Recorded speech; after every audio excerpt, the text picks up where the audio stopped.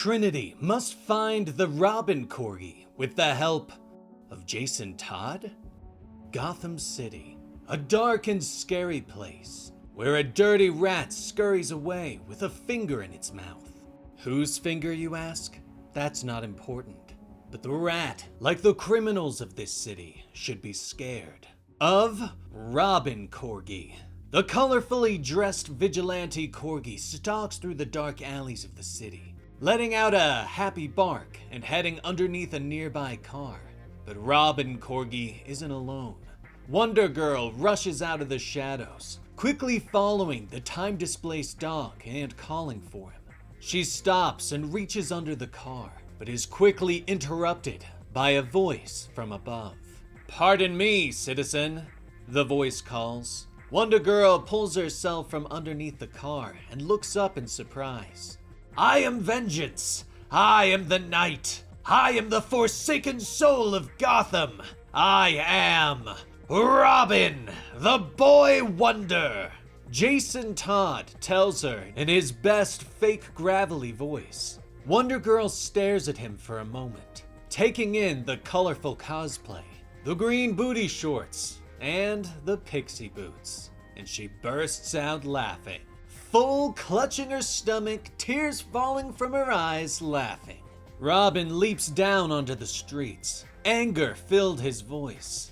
"I know what you're doing. You're stealing tires. This is serious. You're in a lot of trouble," he shouts at her. Lizzie holds up her hands, trying to breathe through her laughter. "Boy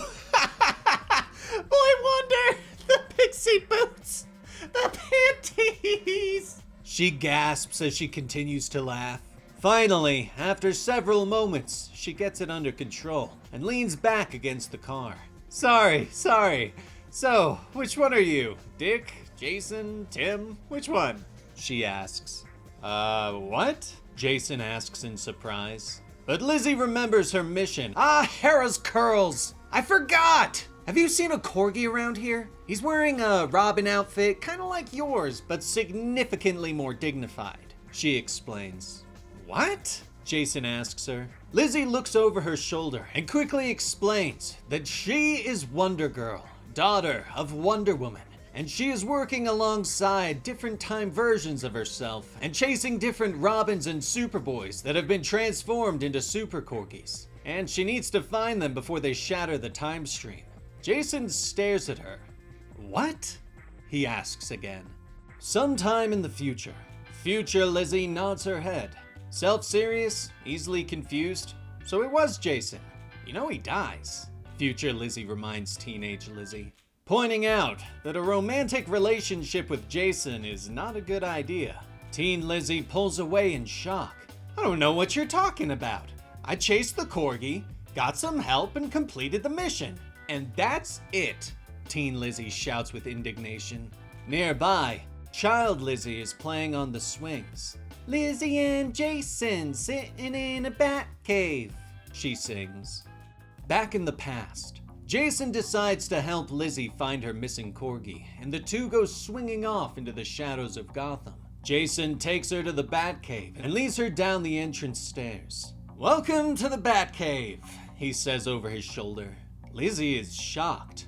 "And you can just bring me here? What if I was lying about all that stuff and I'm actually Clayface? And now I know all your secrets," she asks. Jason turns back to her. "Do you think Clayface is dumb enough to think that I would believe a story about corgis and time travel?" he asks. Lizzie glares at him with her hands on her hips. "Maybe he's smart enough to know you don't think he's dumb enough. And maybe you're dumb enough not to know he's smart enough," she snaps. Jason stares at her for a moment. His brain is trying to figure out what she's talking about. "Are you actually trying to convince me not to help you and instead fight you?" he finally asks. Lizzie thinks about this for a moment. "Yes! No," she says.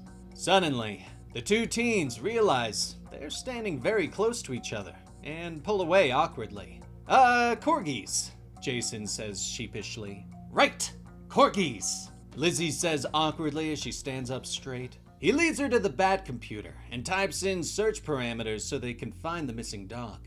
You can train the Batcomputer to find missing corgis? Lizzie asks.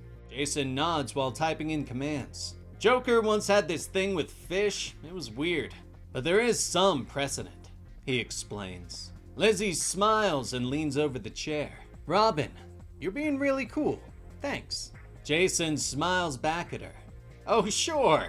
Well, cool is my thing. Right? So, or whatever you need, Wonder Girl, he tells her, stumbling over his words. Suddenly, the computer chimes and shows them images of Robin-Corgi. The small animal is enjoying a thrown-away pizza in the street. Suddenly, a scaly arm reaches from the storm drain and pulls the corgi into the shadows. The teen heroes quickly leap up, and Jason rushes to the Batcycle. Killer Croc has a few hideouts in the sewers. Shouldn't be too hard to find your dog, he explains as he hands Lizzie a helmet. You even old enough to drive this thing? She asks as she pulls on the helmet. Jason revs the engine and smiles. No. And the two race off into the night, and eventually find themselves in the sewers of Gotham City. Lizzie carefully picks her way through the dirty water. Hey, you said before that you and Batman had chased the Joker and his fish or whatever? She finally starts to say. Robin glances over his shoulder at her. Yeah? He asks. Lizzie tries to shrug nonchalantly. With the Joker, he's a pretty tough guy. If he comes back, you should probably, be careful or whatever. Even not chase him, or don't go near him, she says quietly. Jason glances at her again. Is this some coded message from the future? A warning about me and Joker? Jason asks her, pointing out that you're not supposed to tell people about their futures. Lizzie shakes her hand. No, of course not. I mean, he does kill you, she says.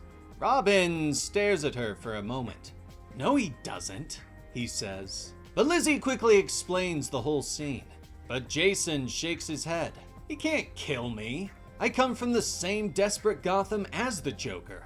I know these criminals, and I can anticipate their every move, he snaps at her. Lizzie raises an eyebrow. Oh, can you? She asks as she watches Killer Croc rise up out of the water behind Jason, the Robin-Corgi clutched in his claw hand.